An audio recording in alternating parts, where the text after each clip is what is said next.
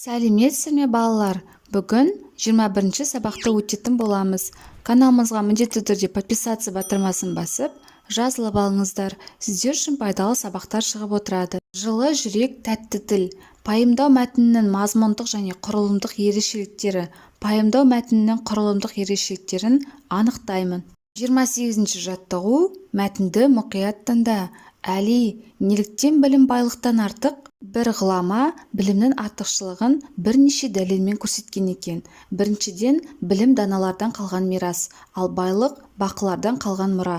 Екіншіден, білім сені бағады, ал байлықты сен бағасын. Үшіншіден, білім досыңды көбейтеді, ал байлық дұшпаныңды көбейтеді. Төртіншіден, білім іздеген сайын көбейе береді, жұмсағанмен азаймайды, ал байлық жұмсасаң азаяды. Бесіншіден, білімді ұрыдан қорғаудың қажеті жоқ, ал байлықты ұрылардан күнде қорғайсың. Алтыншыдан, білімдіні ел құрмет тұтады, ал байлығын мол болса қызғанады. Жетіншіден, білімге есеп-қисап жүргізбейсің, ал байлығыңды күнде есептеп отыруың қажет. Балалар, сіздер білімді болсаңыздар, біліммен бірге байлық келеді. Байлықпен сіздер ата-анаңызға, бауырларыңызға, қоғамға үлкен жақсылықтар әкеле аласыздар. Сызбаны пайдаланып, дәлелдей білуге үйрен. Бұл пайымдау мәтіні, өйткені ол түсіндірілетін, дәлелденетін бірінші бөліктен және оны түсіндіруге дәлелдеу пікірі бар екінші бөліктен тұрады. Оған неліктен сұрағы қойылады. Түсіндіруде, дәлелдеуде біріншіден, екіншіден және басқа қыстырма сөздері қолданылады. 29-ші жаттығу. Мәтінді көшіріп жаз.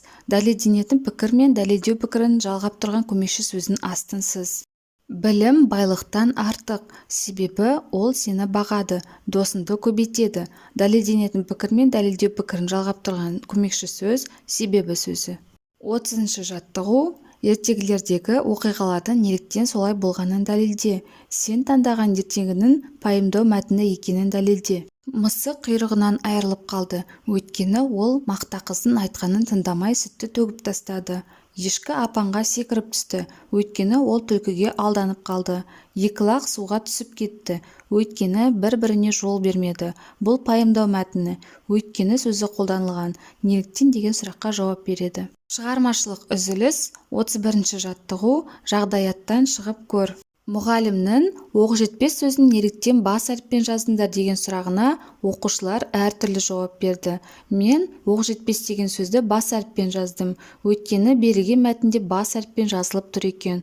Оқжетпес деген сөзді бас әріппен жазу керек. Оқжетпес деген сөзді бас әріппен жазу керек, өйткені ол тау аты. Жер, су, өзен, көл атаулары бас әріппен жазылады. Мен оқжетпес сөзін кіші әріппен жаздым.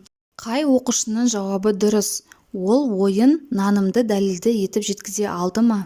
Оқжетпес деген сөзді бас әріппен жазу керек, өйткені ол тау аты. Жер, су, өзен, көл атаулары бас әріппен жазылады.